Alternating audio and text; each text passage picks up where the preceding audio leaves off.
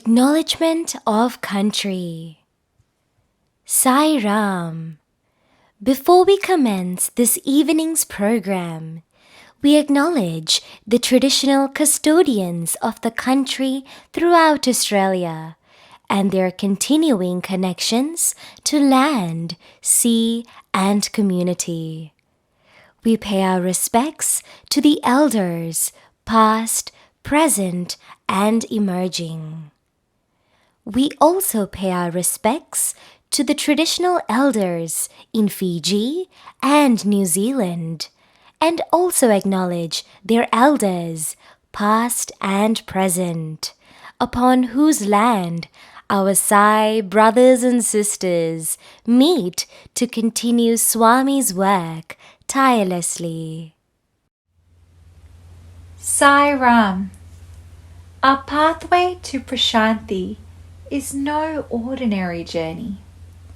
In the sacred texts of yore, sages and rishis had to undertake years and years of penance to get even a small glimpse of the divine form. And yet, you and I have been chosen to have this sacred opportunity to visit his divine abode. Swami has said, nobody can step into the hallowed gates of Prasanthi Nilayam unless he wills. Why then would we not seize this opportunity? But first, let us apply for the ultimate travel passport from him. A passport to allow us to travel back to the holy sands of Prasanthi, where his physical form crawled, walked, and talked. How should we apply for this passport? Well, the only prerequisite is to fill our hearts with the yearning for him. To travel back home, is a passport enough? No, we also need a boarding pass, which is his grace. As Swami says, when we come to Prasanthi, we come like cars to a workshop. We must aspire to leave with new paint, with all the damaged and loose bolts and nuts replaced, with the engine cleaned and reconditioned, and every part spick and span, beautiful, trouble-free, in perfect trim, ready to speed on the journey that lies ahead. To prepare ourselves for this service process, we have organized the Pathway to Prasanthi Satsang series. 5 conversations with energetic and vibrant speakers who will share their tips on how to make the easiest and quickest journey back to him. Join us each month on board the Sri Sathya Sai Airlines so that we can all undertake this journey together.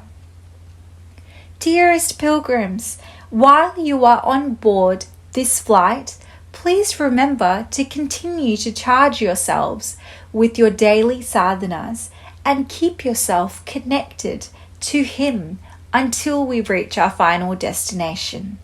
We hope you enjoy every minute of your journey. Jai Sai Ram. I offer my most humble salutations at the divine lotus feet of our beloved Bhagavan.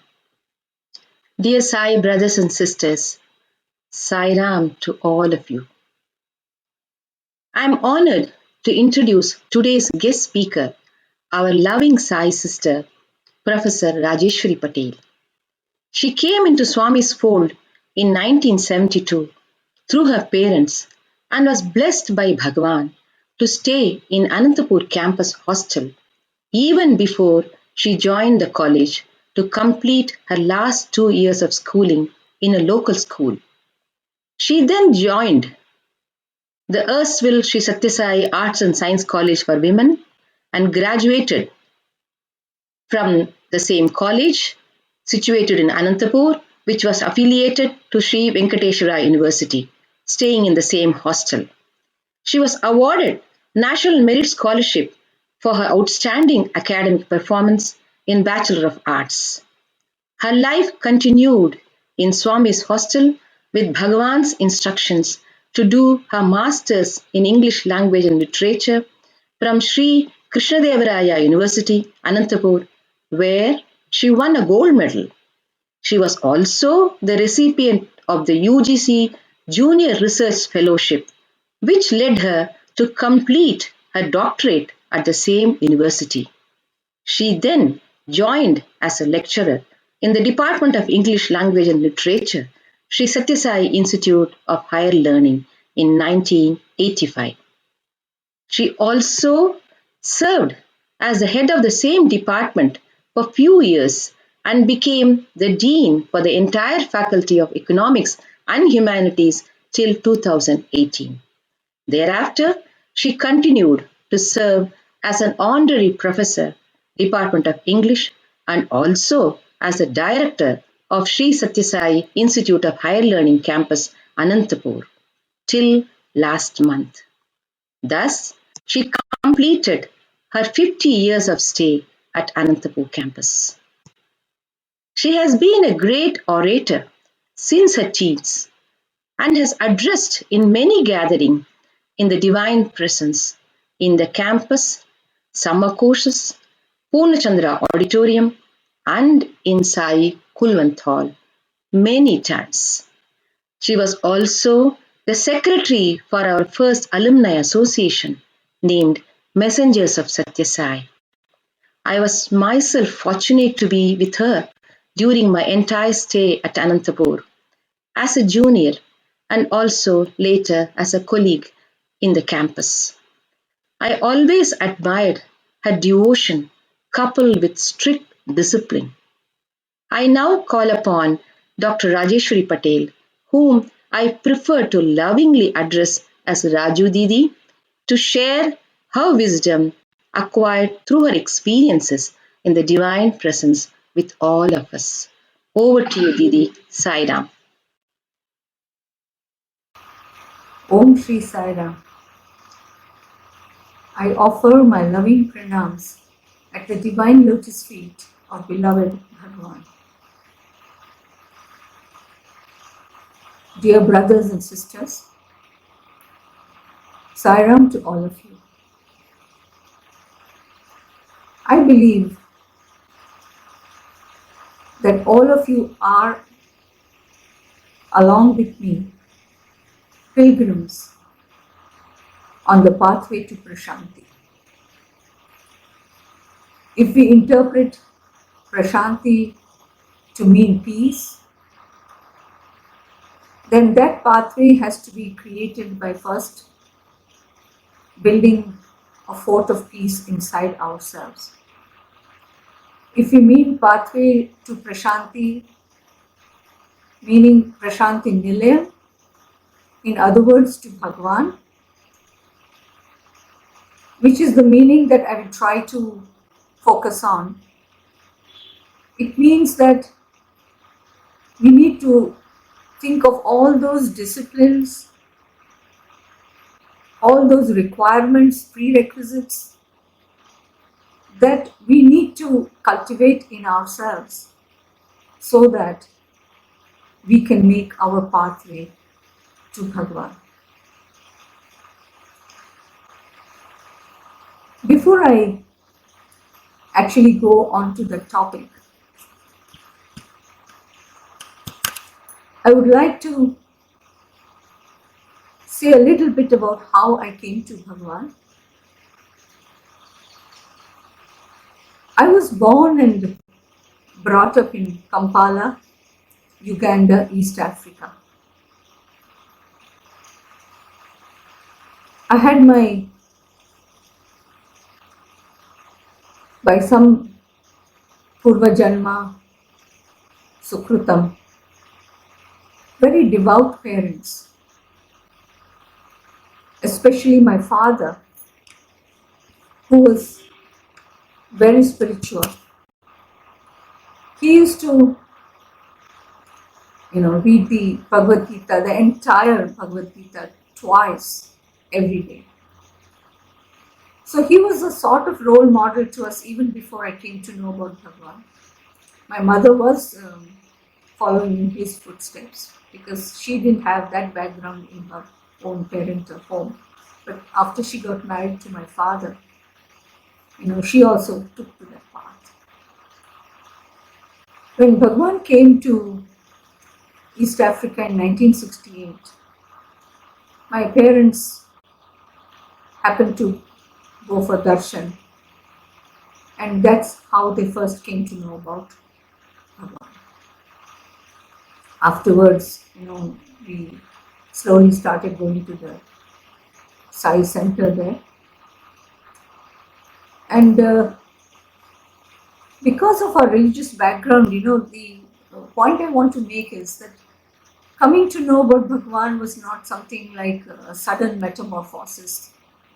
I believe that in my case, it was not a sudden transformation that I went through, but a fulfillment of sorts. Because I took my father, as I told you before, as a role model, and I used to actually imitate my father. He used to sit in front of the altar and do japam, and then I used to also have a japmala in my hand, and I used to actually sway to the japmala and the japam, just like my father. So I was already on a spiritual path, I think, and getting to know Bhagavan, coming to his fold, was a fulfillment for me, because I felt that I am accepted in that way. Whereas if in the outside world I might have been more of a misfit, being the kind of person I was even as a young girl. Anyway, then in December of 1971, because we had the academic year there in East Africa was from January to December. Our schools ran from January to December, so we had a vacation. So in December of 1971, my parents and all of us, we were having our cup of tea, and suddenly my father decided that we should come to India, we should visit our motherland. And so within a few days, the trip was arranged. I'm telling you everything very briefly, because if I talk about just the way I came and how I came to Bhagavan, that itself would be 1 hour's talk and more. There are so many details and significant things, but I have spoken about it at other places, so I will cut it short. Anyway, then we came to Bangalore straight. We did not go to Gujarat, which is where we were going to head later on. Because my mother's sister, or younger sister, my aunt, was getting married. So we came to Whitefield, and when we reached Whitefield, by taxi from Bangalore city, we could only see Bhagwan's hair, as he was going inside the mandir. So we were a bit disappointed that we could not have his darshan. It was evening, around 5 p.m. when we reached Whitefield.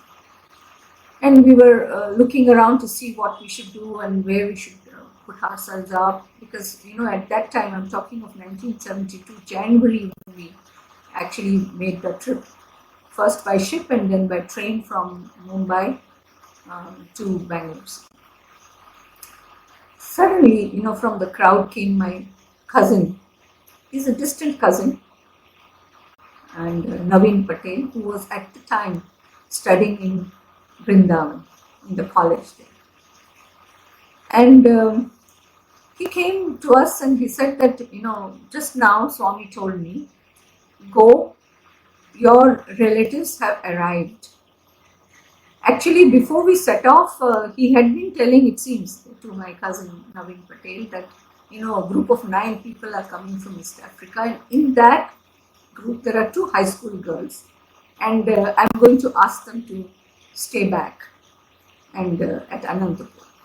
We didn't know anything about that. In those days there were no cell phones or whatever. There was no communication. We only knew that he was studying in Vrindavan, but we didn't have any contact, nor did we inform him that we are going to visit. So he said that just now as Bhagavan entered the mandir, and he was a student, so Swami called him and he said that they have arrived. You could just go and, look after them. So he had actually arranged our accommodation. So we really didn't have to take care of anything. Anyway, then eventually after a few days, we had very beautiful darshan in that Sai Ram shed, which was there at that time. And when on the day we were supposed to leave for Gujarat, I thought, Swami is not going to call us. But you know how he puts you through a test. So the day we were supposed to leave, at that last moment, suddenly Swami picked us up and he said, go for interview inside. And when we went for this interview, he actually insisted with my mother, who was not very happy, that we should come to Bhagavan's college, because we were not yet college students, my sister Neela and myself. She had one more year to do and I had 2 years. But he insisted that, we should come to Anantapur. And then finally my mother promised Swami that, well, if you want me to settle down in Gujarat, I will do that. But I cannot send them to Anantapur at this small age. I think, people were not used to at that time, with the idea of the Sathya Sai school and all that. So anyway, then, we went to, Swami told me, he turned towards me and he said that, actually, I want you to stay at Anantapur, but your mother is not listening. And I was, of course, not for it either, but I didn't say that to Swami because I was very attached to my mother. Obviously, at that age of 12, 13, and India was like a foreign country for me at that time. It was not so comfortable, with the language or anything.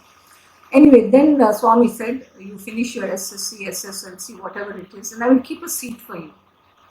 So you come after that. And so we actually, went back to, we went to Gujarat, and then my mother, we went around searching, house hunting. And just after we finished the, placing that kalasham in that new house in Alkapuri,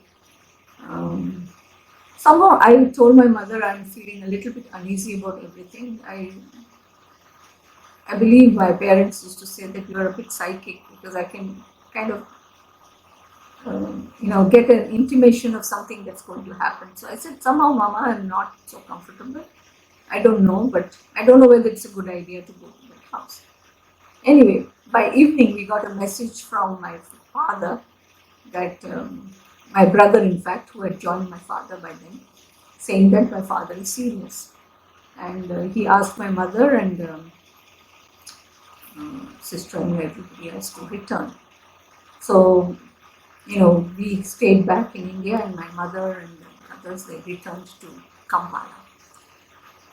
I had an elder sister who was supposed to join the college at Anantapur, Kundan, who's now in Melbourne, Australia. But she was supposed to join first BSc.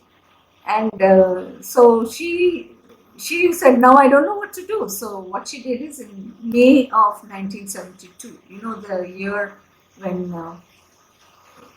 the first summer course was held at Brindavan, and the year when Mother Ishwarama left her mortal coils. That is my sister, who was, going to join the first BSc class at Anantapur. She and my cousin sister and another cousin of mine, they, all three of them, they traveled from Gujarat to Puttaparthi. And they came to know that Swami is at Puttaparthi, so they went to Puttaparthi. And very surprisingly, what Swami never does, normally he doesn't call young people alone or separately for interview. He always wants an elder to be there, but he called them. And she said, Swami, I don't know what to do. My mother had to return all of a sudden, and so what do I do with my 2 sisters? Because Swami was the one who insisted that, we stay back. So Swami said that, well, that is what I wanted all along. So now you tell your sister, bring your sisters and come to Anantapur end of June, that means 1st July, and I will also be there. So he gave us the promise and the word that he would be there at Anantapur to receive us. And true to his word, when we reached Anantapur railway station, then we took a horse cart. Everything was very new for us. We took a horse cart to the campus. It was a Sri Sathya Sai Arts and Science College at that time. And We came to know at the gate that Swami had arrived 1 hour before that. So he kept his word. Anyway, I don't want to tell you all the details about that. As I said, that itself is a very long story. But in the November of the same year, my father, mother, everybody came back to India because of that Idi Amin problem. And, they left all the property there in Kampala and they came to India. And on 10th of November, Swami called us for an interview. My parents, so I also went. Why I'm telling you this is because my father, in the course of that interview, he, like the fathers of those days, very strict, though very caring as a parent, he asked Swami, are my daughters coming up to your expectations? Because if they are any bother to you, if they are any kind of trouble to you, please tell me right now so that I can admonish them in front of you. So that took, that took me a little bit by surprise.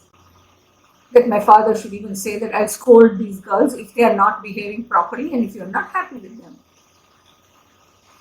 But I felt a kind of deep satisfaction, and I felt cool and very peaceful when Swami replied that no, not at all. Your daughters are very, very disciplined. And for their age, that age when normally young people get distracted, they have a very pure mind. So I'm very happy with them. But then they are not your daughters. They are my daughters. That's what he said. And I will take care of their happy, healthy, and peaceful life. So that will be my responsibility. You need not worry from now on. Now, naturally, that was not the only thing he said, but I'm focusing on that because, I realized at that time, a few months into my stay at Anantapur, because I came in July and then in October, November, as I said, Swami called us for an interview, that Swami gives a lot of importance to discipline. That is why I'm mentioning this to you in brief. Of course, this is where I'll stop because I came to Swami's school. But, for me, Swami is my role model. I never made any elders or anybody at Anantapur or at Prasanthi or anywhere, nobody I really treated as my role model. After I came to know Swami, till then my father and mother, I can say my father more, because he was very spiritual. But he was my role model. So, I used to watch Swami till Bhagavan left his physical form. Every moment when I was sitting there in front of Swami, I used to watch every movement, every gesture, his words, his way of walking, everything I used to watch closely. For me, that was one sadhana. So I realized at that young age that Swami gives a lot of importance to discipline. And the second thing that I can say I realized was that Swami, is going to take care of us, especially if we all develop a pure mind. So purity of mind and discipline, these two things I kind of concluded at that time were the most important for Swami. After that, I joined as a teacher, as a student first, and I worked hard to bring laurels to the college as a student. And then as a teacher, I did my best. Afterwards, as Saraswati said, I became the HOD and the dean and then the director. The first alumnus to become the director of Anantapur Campus. Before that, we had other people, but not an ex-student as the director. So when I became the director, I told myself that I have to, realize Bhagavan's vision on the campus. because I am Swami's student, so I have to take care of them. Anyway, then, last month, as she said, I handed over charge and decided that I should also experience another phase of life. But what I noticed, not just now, but all my years of stay with Bhagavan, that he prepares the ground for us beforehand, because he's all-knowing. And somehow intuitively I felt that,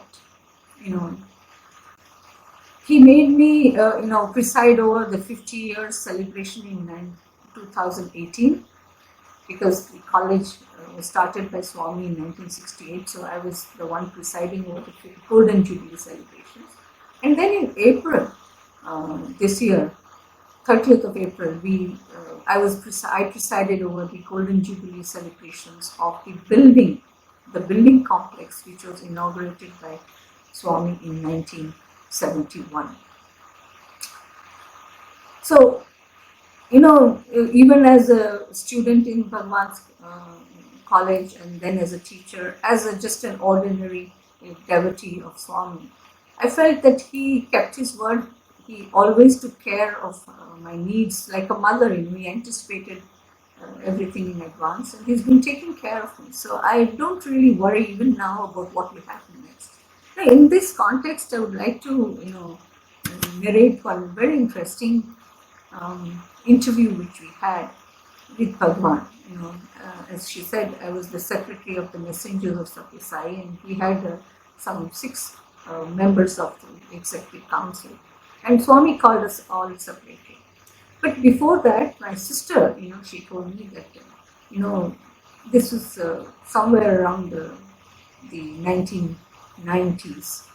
And my sister said, this time when Swami calls us, you please tell him that, because she was also one of the members, but I was more fluent by then with Telugu. I know Telugu very fluently now, which of course I didn't know at the time when I joined Anantapur. And she said, you have to tell Swami that, because the crowds were coming, every day the hall used to be full. So she said, you tell Swami that he should not forget us. Okay.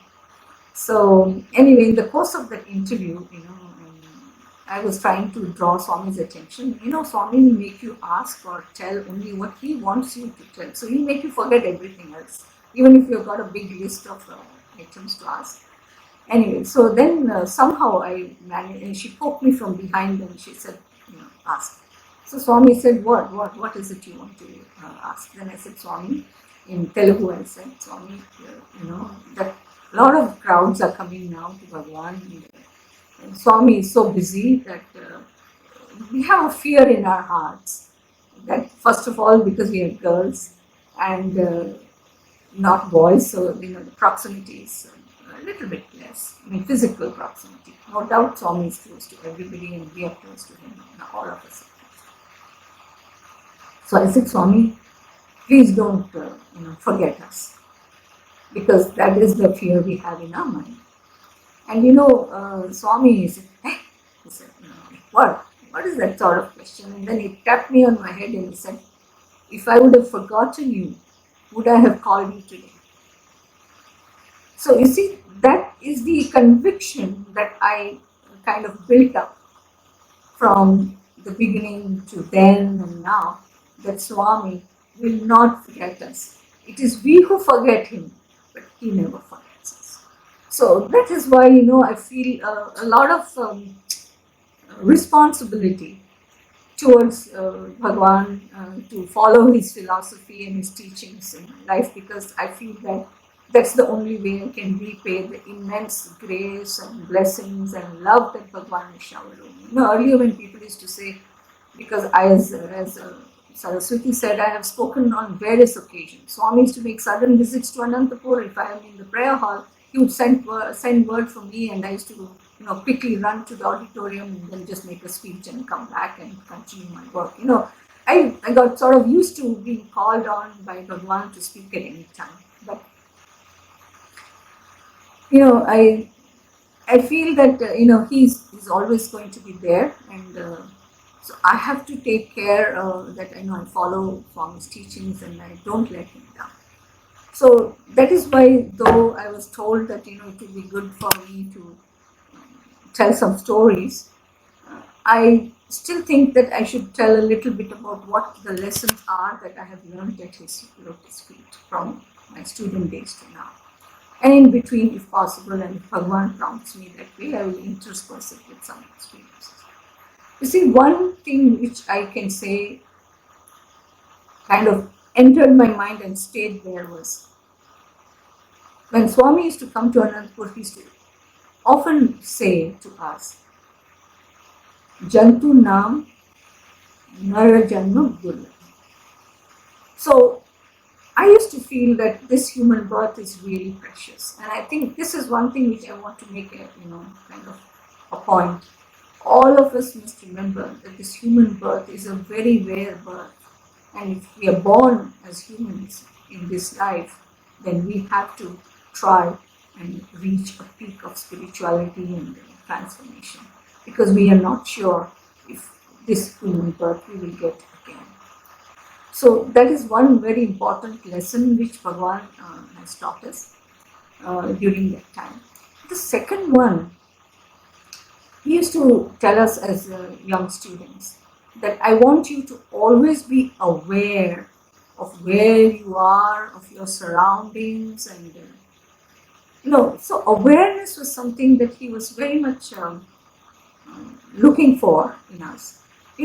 At times when, for example, if you're traveling somewhere or you go shopping or you're driving, you'll find this person crossing the road and, not even aware of the vehicles coming and you think, what kind of a person is that?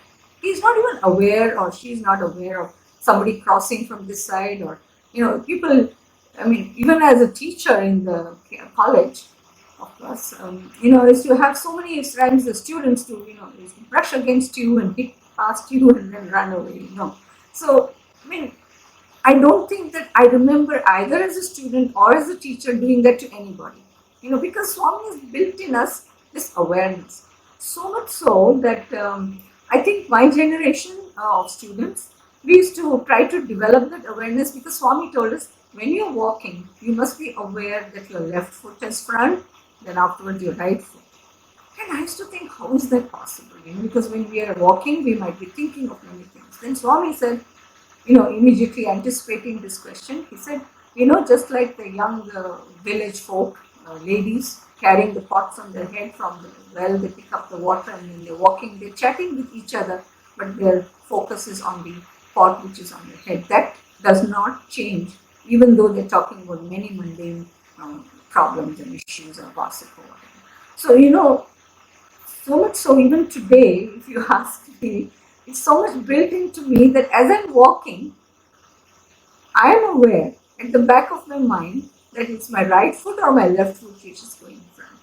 You see, somehow that has become a discipline for me, that it's become a way of life. So, my reflexes are very good, I think, because if somebody is looking from some side, I know right away that person, this awareness is, I really don't know why, but he insisted on us having this awareness. And, once when Bhagavan had come to celebrate Ganesh Chaturthi, I think it was 1977 most probably. And I think you were there, 77 or 78. And he came, this was one of the, only festivals after the July 8th Guru Purnima when he inaugurated the buildings of the college. But this was one festival which is celebrated in Anantapur and not in Puttaparthi or anywhere else. And, Swami said that he would be seated when the whole puja and the rituals and all are going on. See, I'm not a very ritualistic person because my father was spiritual, so I also tend to be more spiritual than that religious or ritualistic person. But when Swami said that, you all have to come front and then put the kumkum and the akshata and all that on the Ganesha, so I had to follow suit around it. And you'll be surprised how everybody's attention, including Swami's, was on me when I went there because, this awareness thing I'm talking of. And once I finished that I looked at Swami, and then there was a kind of a nod from him. You know, he used to tell us that as girls, you should not move your body too much. When you're walking, don't sway your body east west. You know, he actually demonstrate all those things. So he has, I can say, after coming to Bhagavan, for me, the pathway to Prasanthi was reconstructing my personality, external as well as internal, to suit Bhagavan.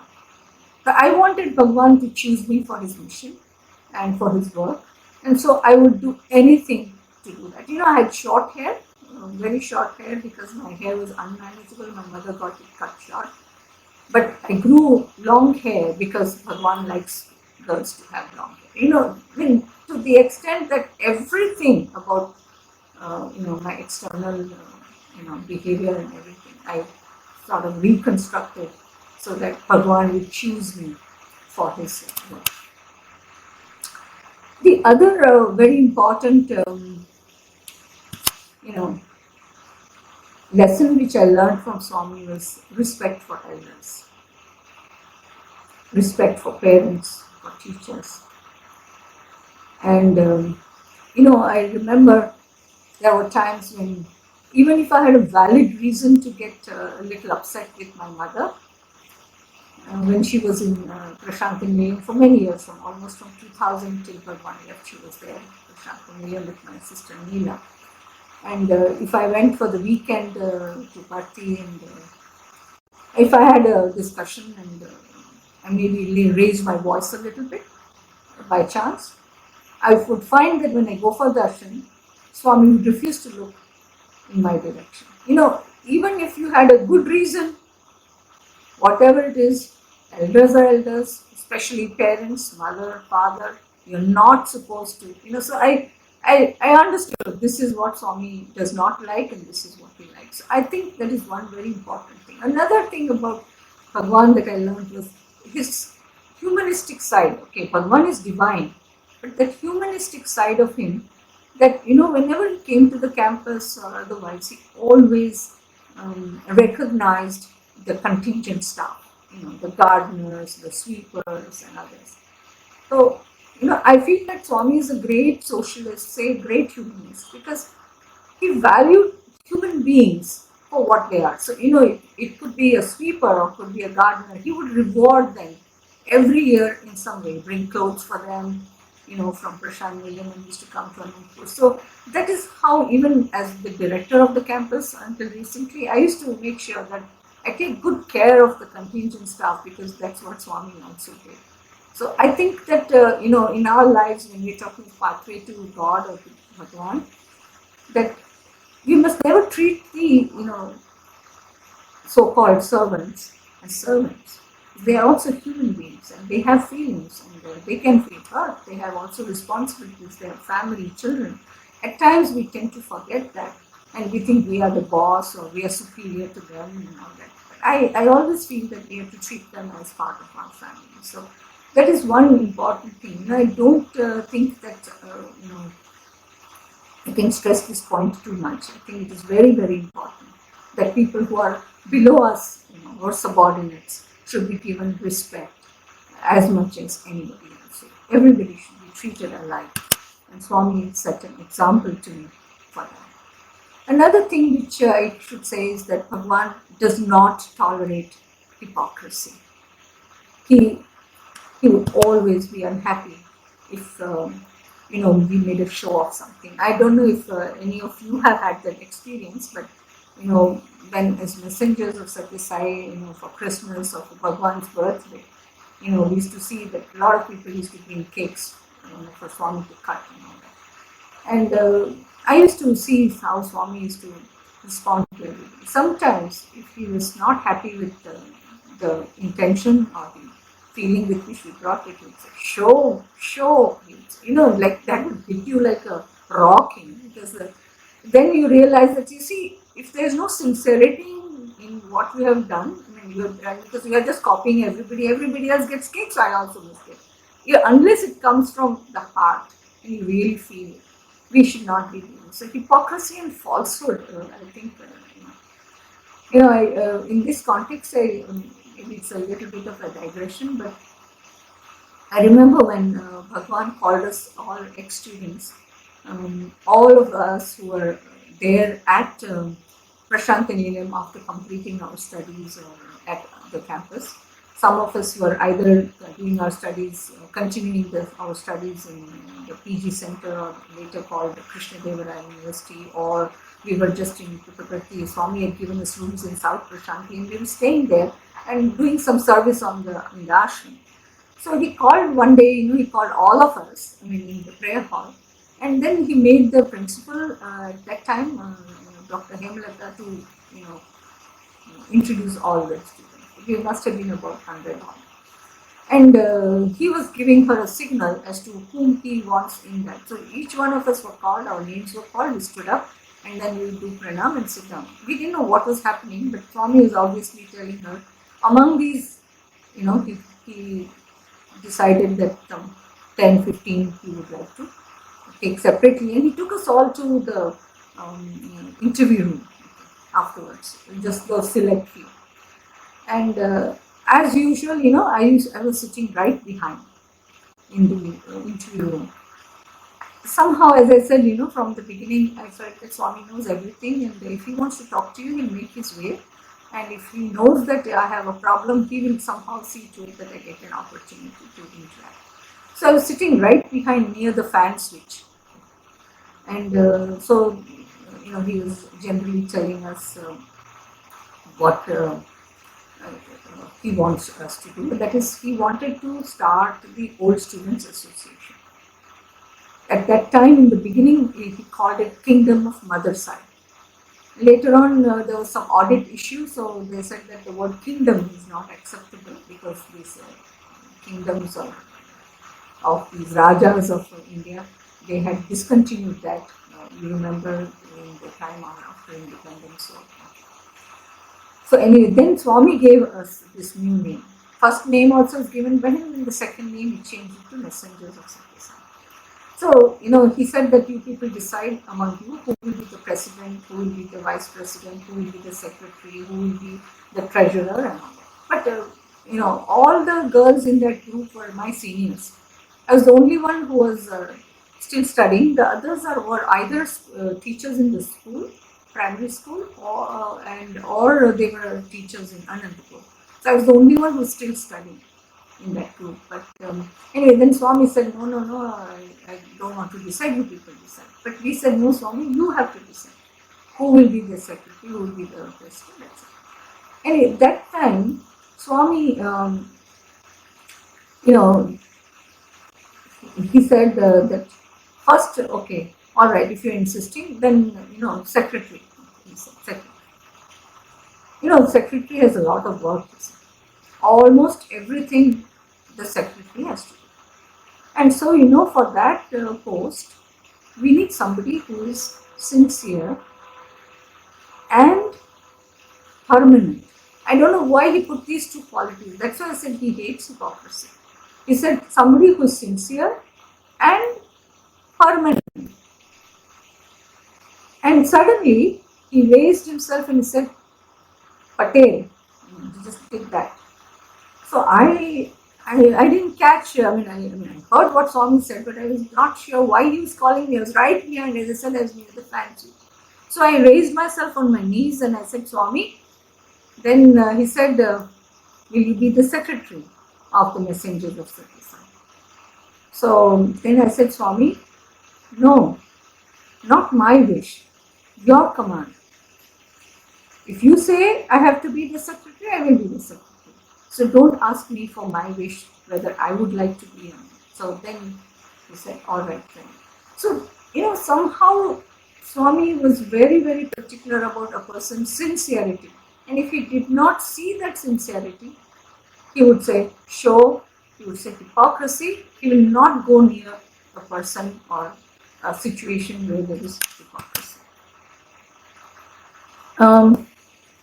Another very strange message I got from my early stay there at Anantapur was, you have to tell me if I am exceeding time, was that he wanted all of us young students to engage in sadhana. Now that may be very surprising for a lot of people nowadays, because we think that it's at such a young age, why should one engage in sadhana? But Swami used to say, start early, try slowly, reach safely. And to the extent that he taught us how to do dhyanam, he actually demonstrated to us how dhyanam has to be done. He also told us how we have to hold the japamala and do the japam. So, in his interactions with us at Anantapur, he was insistent that sadhana should become a way of life. So I think that is one good thing. It doesn't mean we are going to renounce the world or we're going to stay unmarried. He wanted us as unmarried or married people to always do sadhana. And so I think that is one way, because no age bar for sadhana, and one should not wait till one retires to take the sadhana when one is so physically debilitated that one cannot focus on God. So every day some time should be spent for study and for sadhana, for japa and dhyanam and all that. So this is how much importance the Swami gave to sadhana.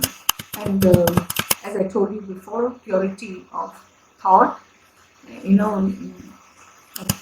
not very sure about the year, but every year Swami used to come to Anantapur before the summer vacation started, and he used to invite us for the summer course.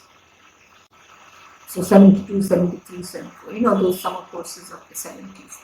And he used to come to Anantapur. I guess he was going to even Vrindavan, I suppose, because Prasanthi Campus was established in 1979. So ours in 68, Vrindavan in 69, and Prasanthi in 79.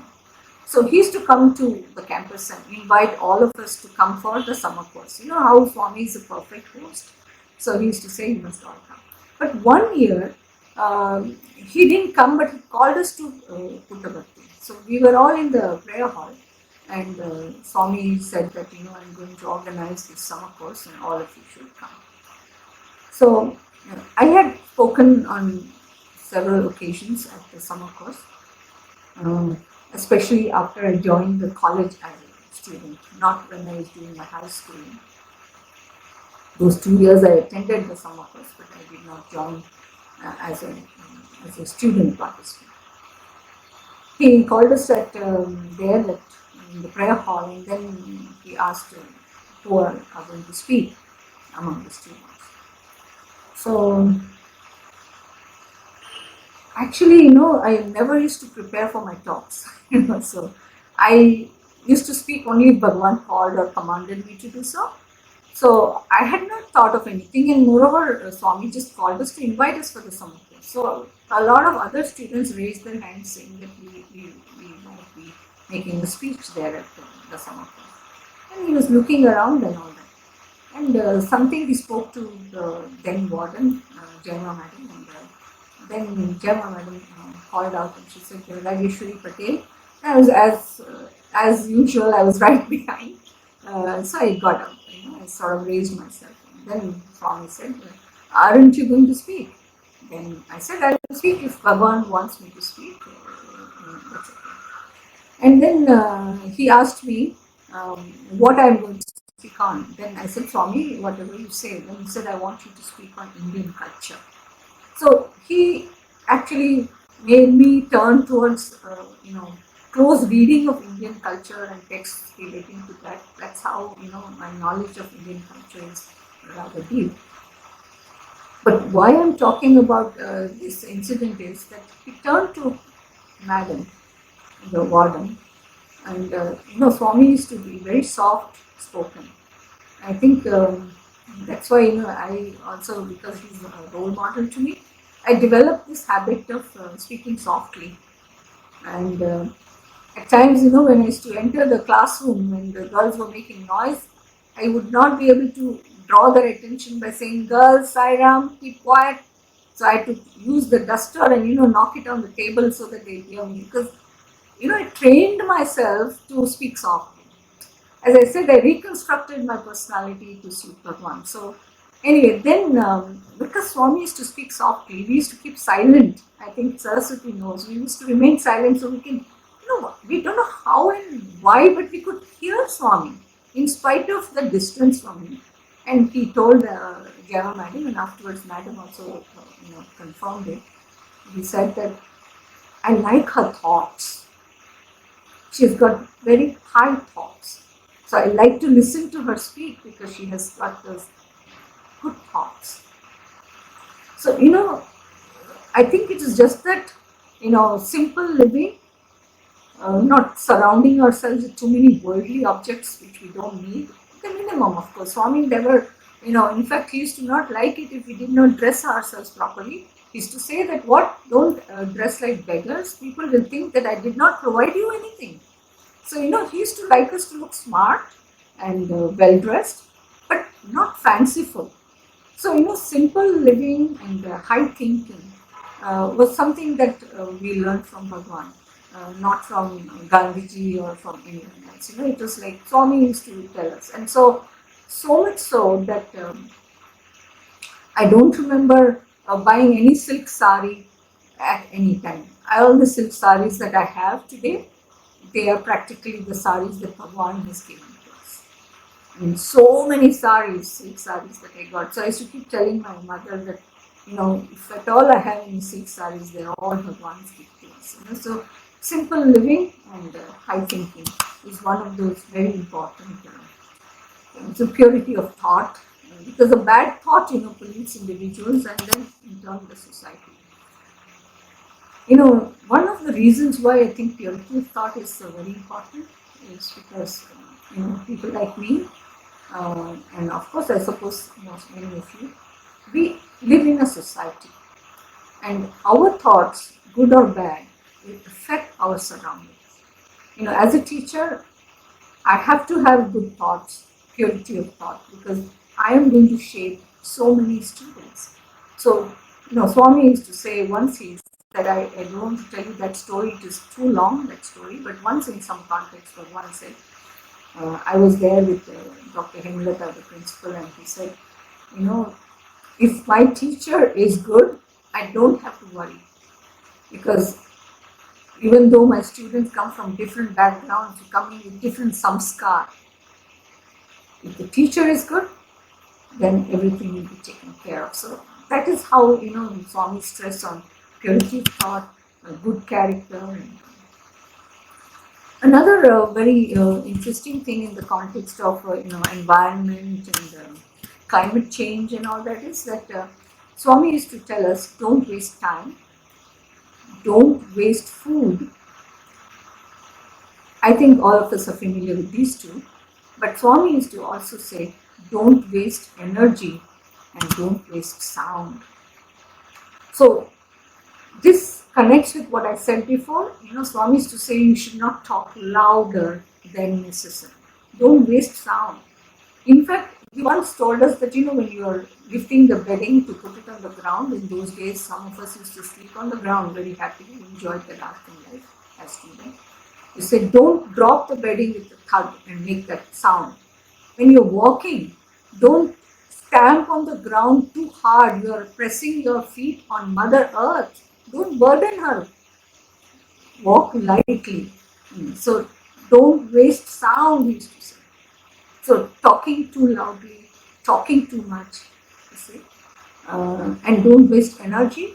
Again, you see how many of us, we used to, we are habituated to, being very non-silent in the sense that we can't sit without being restless. Either our hands are moving or our leg is shaking or whatever. So that is why I used to say that we must observe 2 minutes of silence every day and meditation so that we can silence the mind. In fact, in our student days, we used to observe Maunam on Sundays. Then once when Swami came to the campus, he said, all bogus. Hypocrisy, what is this Maunam? You are going on talking inside. So what's the use of not replying when somebody asks you an important question and then you say, no, I've kept Maunam. So then, we stopped it. He used to tutor us on how to do a thing. Okay, he introduced the idea of talking less. We thought we can do Maunam, and he gave the example of the sages who used to observe Maunam and all that. So we thought, okay, why not we do it? We did it, And the next visit to Anantapur, he said all fake and hypocritical because we are talking inside. And that is also like putting on the radio, even if the volume is down, and you're wasting energy. So that is another thing. This I already spoke to you about modesty and dress and conduct, and discrimination between right and wrong instead of okay. I come to the end. I hope that's fine. I think I might have another 10 minutes or 15 minutes. One of the other things that I would like to stress on is harmony of thought, word, and deed. Very important as a pathway to Prasanthi. Harmony of thought, word, and deed. I remember we were once getting ready at Anantapur for Bhagavan's visit to the campus, and I was in the visitors hall setting it up and everything. And one of my students asked me, "Ma'am, according to you, what is spirituality?" Then I thought for a second and I said, if I am right and if I've understood Bhagavan, harmony of thought, word, and deed is true spirituality. So I think this is one more point that we need to keep in mind. Saying one thing, doing another thing, and thinking in your mind something else. So you dislike this person, but when he comes in front of you, oh, Sai Ram, very happy to see you. So this is something. I remember, it's not very easy, okay, staying in society and, going to a social gathering, some of the niceties of behavior, you think they are very essential. But then, I learned to tone all of that down instead of exaggerating that, because certain courtesies we have to observe in society, but instead of saying, oh, very happy, it's okay, so haven't met you for a long time or something like that. You have to think of, like, it's important, harmony of thought, word, and deed. To think ill of that person, but when that person is right there in front of you, showing a completely different personality, that's not acceptable to a sadhaka. It's not permitted in the sense that Swami will not like us to be like that. So this is one thing, and then the other thing is very important quality which Swami did not appreciate in us at all was jealousy. Very difficult to get rid of jealousy. So I should say that with Bhagavan's grace and his training, I don't think that I feel jealous of anyone because I'm quite content to be where I am and who I am. But normally, this jealousy is a quality that destroys your spirituality and your sadhana. It will disturb you completely. It will spoil and ruin your life. I remember when we were students and there was one girl from North India. And in an interview, she said, Swami, can I ask you a question? And Swami said, yes. And then she said, Swami, how do I get rid of jealousy? Because I'm so jealous of people who are either more intelligent or more good looking or more strong or whatever. And some people, of course, all of you know, are jealous of those who are close to Swami or to whom Swami gives a lot of attention. So that kind of jealousy, my God, that also is not allowed. But then, Swami gave a beautiful answer to that. He said, it is natural to feel jealous when you see somebody better than you in, say, whatever aspect. But don't compare yourself with others. Try to develop that quality in yourself instead of being jealous, because that jealousy is going to ruin you. So this is one thing that again I learned from Swami, that I should not compare myself with anyone, and that I should just do my own thing and try to work on my own self and improve myself. The other quality which I think Swami certainly does not want us to have is ego and pride. And I remember my parents used to say, when we were very small, there's always somebody above you and somebody below you in the scale, whether in beauty or intelligence or strength or wealth or whatever. There'll always be somebody above you in that ladder or scale and somebody below you. Never feel proud. never feel proud. So, once, we had, I think it was probably 1986, and, we had the first sports meet, which was organized there at the Hindu Stadium, and only Anantapur Campus actually put up a program. And after that, they had every year, they had 11th of January, they had this sports meet of all campuses together. But before that, when Bhagavan had come to Anantapur, he saw our sports day celebrations and he was very impressed. So he asked us to do the same at the Hindu Stadium, and then that became the sports day every year after that. Anyway, then I was asked to give the commentary, and as I told you, I don't like to prepare. Okay, so I just knew the program and the items, in the order in which they were going to perform. And just before the program started, I told the sports physical director that I will start with this line. Okay, something like this I will say, and when I say that, then the girls who are in the first item, that is cycling, they should start cycling. Okay, that's it. There was no other preparation or rehearsal I gave to any of the participants. And at that time, there was no proper table or anything for the commentator or for the music. So we had one audio tape recorder, and I was supposed to manage both. So then I requested the principal that I need somebody, because there was no table, so the tape recorder was down, my mic was a standing mic, and I was supposed to stand behind that pillar on the stage where Swami was seated on that side, with all the vice chancellors and guests and all that. And I was not supposed to show myself. So, I have to quickly peep, see which is the item, and then give the commentary. So I told her that, if I have to bend down and put on and put off the music, it will be difficult. So give me one person to help me. So I said I will raise my handkerchief down, which means volume down, or raise it up and volume up and all that. Okay, all that was over, and afterwards when we were walking back, my sister met me downstairs. The Swami has left and all that. We were walking from the stadium back to the ashram. Somebody was telling my sister that, today somebody gave the commentary. Is it from All India Radio or from Doordarshan? But it was really good, right? My sister didn't tell them that the persons walking next to me was the one who did the commentary. So for obvious reasons. So when I came back to the house, my parents were there, and I was just telling my mom that, Swami also was looking now and then on the side like that to say, okay, that was a good comment. When I made some witty comment, Swami was showing his appreciation from there. But I was not seen by the public. So, later on, of course, I came to know that Swami was extremely happy. More than the program, he was thrilled with the commentary and all that. So anyway, then I was telling my mother that, see, this is what, these few guests who had come, they were talking to my sister. Then my mother said, Beta, don't get too elated and proud.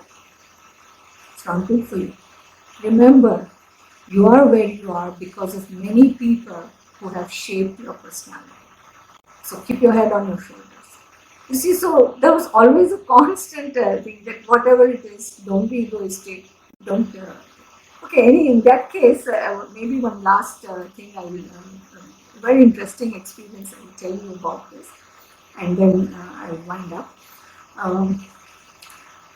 Okay, 56 minutes. So, when I finished my studies, part of my studies at the campus, the college, and we were staying in the Pathshala block. There used to be a Pathshala block there in Prasanthi. And all of us who were ex-students were put up there. So we used to engage in all kinds of service activities in the ashram.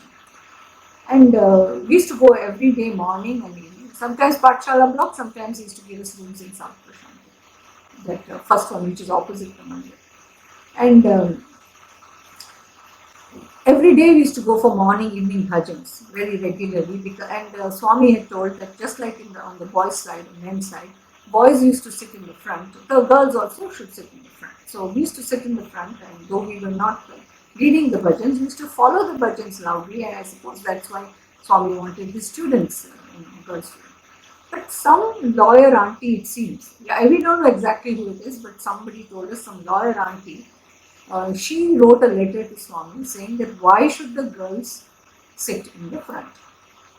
Okay, so what happened is when we went for darshan, before bhajan, that is Swami used to come out and give darshan, and then later on we used to go over at 9 o'clock inside for bhajan. Swami came and he just shouted at us. I was sitting behind in that group of students, but I found it so funny because I've never seen Swami so angry with us.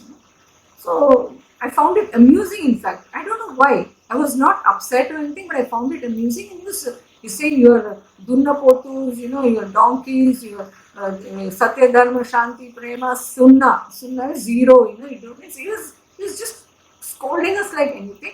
And he said, from tomorrow onwards, you're not supposed to sit there in the front. Why should you sit in the front and all that? You're not following anything that's on the side. So suddenly the whole thing sunk. Then I realized that, Swami is stopping the privilege of sitting in the front. And quite a few of the girls were crying by the time Swami went away from there. And even though he told us not to go, we went for bhajan and we were told, no, the instruction is you're not supposed to sit in the front. Okay. So we were, of course, very, very upset because we are so used to going for bhajan and sitting. So then we all assembled in the room which Swami had given us, and then he said, what shall we do? And then I said, okay, let's do one thing. We will not go inside the mandir. We will stand outside the mandir near the wall from where we can see Swami's chair. See? So we facing that Swami's chair, we stand outside that wall of the mandir. That time it was slightly different. What is now is Pulgan Hall. And we will do the bhajan from there. But we used to go for bhajan. I mean, we didn't stop going. So, we used to stand there and do bhajan, but there was not a single wet eye in the group because we were unhappy that Swami had taken away this privilege and Swami was angry with us. That upset us a lot more. Why he was angry with us, we were not able to figure out at that time. Later we came to know that somebody wrote about us. Anyway, then one day it so happened that we got a message from the canteen that we are required to go and clean the kitchen, which becomes greasy after a few days. So we were supposed to scrub on that. So we went very late in the night because after the cooking is over, the devotees have finished their dinner and all that, then we are supposed to go. So then you see, we went there and I was telling all the girls, see, when it comes to cleaning the kitchen floor, then he remembers us, Anantapur girls, but he did not want us to sit there for bhajan in the front. So, we were feeling unhappy, but we scrubbed, and scrubbed the floor clean and all that. And then we were just getting together after the work was over. It was quite late, 9:30, 10 o'clock. And we were trying to assemble once again at the entrance of the canteen to go in a group back to our room. And suddenly, you see, Mr. Kutumrao came. And he said, Sairam, Sairam, he said, Swami has sent me because he feels there is some misunderstanding and wants to apologize for that. We thought Swami is apologizing to us because of some misunderstanding. And Swami has not seen you girls for the entire week in the bhajan hall. So tomorrow you should sit in the front, even outside, and again you should resume going to the prayer hall for bhajan. So we were, so excited. There were some girls who stayed back in the room because they were not well and could not do this hard work and all that. So we were almost like hurriedly rushing to give the news to them. And next day, because Swami said that we should sit in the front, we thought we'd sit in the front line and then we'd raise ourselves. Okay, we're feeling very proud that Swami apologized to us. So that is okay. And what did Swami do that day? When he came out, he went diagonally across, avoiding our entire group. So you see, even that much of ego or pride that, Swami has, come down from his divine level to apologize to us. Of course, that was out of his love for us. But even that minute sense of pride also Swami did not really, you can say, allow us to have deception. And there are many other points that anyway, I would like to conclude by saying that, as Saraswati said, I've spent half a century at his lotus feet. And I feel that it's not enough if I tell everybody that, I've spent 50 years from 72 to 22 at his lotus feet, but that there should be something to show for it. Because I observe there are many people who say we are old devotees, but they behave quite contrary to that. They behave arrogant, and sometimes they use their duration of stay at Bhagavan's lotus feet as a claim to all sorts of privileges. And in this way, we hurt Bhagavan's image and bring disappointment to him. I believe that a tree is judged by its fruit, and so I always wanted and I want to continue to be his messenger. I remember when I was a student many years ago, I was once very, very sick for 2-3 days, and one night I was so sick I was not able to breathe at all. And somehow the thought came in my mind that I'm not going to live.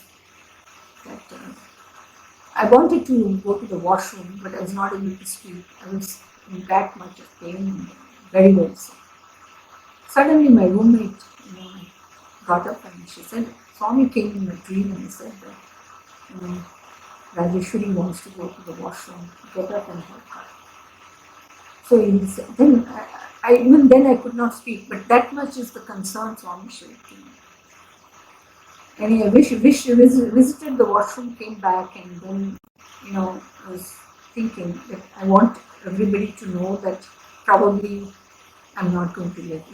I was that sure. But in the early hours, in all that, physical ill health and all that, I got a dream in which Swami said, and at dream Swami was standing outside my house at Kampala when I was a young girl, and Swami was standing at the entrance, and there was knock, so I opened the door and Swami was standing there and he's telling me in the dream, you have to live longer because you have to go out into the world and speak for me. So I always think that I am supposed to carry Bhagavan's message to the world, and that is the job assigned to me. So I would like to always be a messenger of Bhagavan, of his teachings. But before I do that, I would like to be one who practices whatever I preach. So my whole life, it's still work in progress. I don't think that I have really reached anywhere. I'm trying my best to come to a sense of total fulfillment, but I feel truly blessed. There used to be a time when people were saying, you're so fortunate. They used to tell my parents, you're so fortunate to have a daughter like her and all that. But I used to say, no, everybody's fortunate. But lately I realized that I'm truly blessed and truly fortunate. But I have to convert that fortune and blessing into something that will make contribution to Bhagavan's mission. So with these few words, I would like to come to the close of this talk. Yes. Thank you, dear Raju Didi. It was really, really wonderful.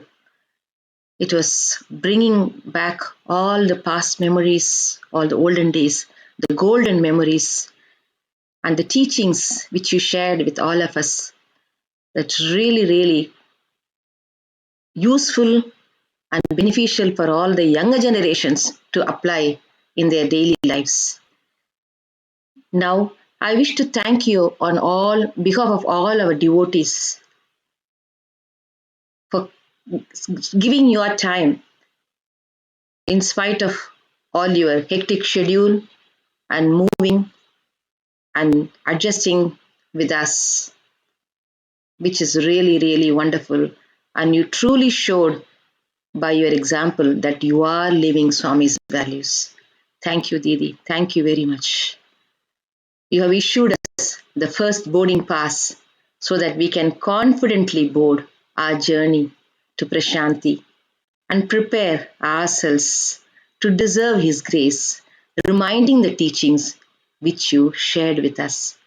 We experienced your love for Swami throughout your presentation, which was really inspiring. Thank you once again, Didi. Sai Ram. Let me take this opportunity to introduce our next speaker for the next month's session, which is falling on August 28th. The speaker is Balasubramaniam Karnam.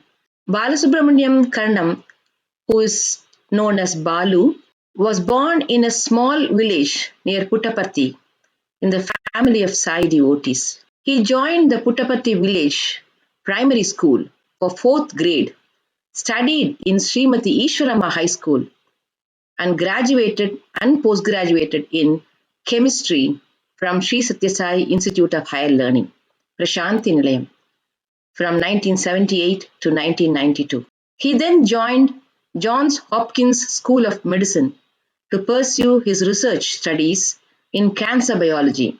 Balu was also SSC teacher for Group 3. He served as the president of Sri Sathya Sai Center at Greater Baltimore, Maryland, and he was also a regional devotional coordinator for the Mid-Atlantic region. Then was a group leader of Sri Sathya Sai group of Montgomery, Alabama. Then regional president for Region 3. Currently serving beloved Swami as national president of Sri Sathya Sai Global Council, USA. Please come and join the next session on 28th. Sai Ram.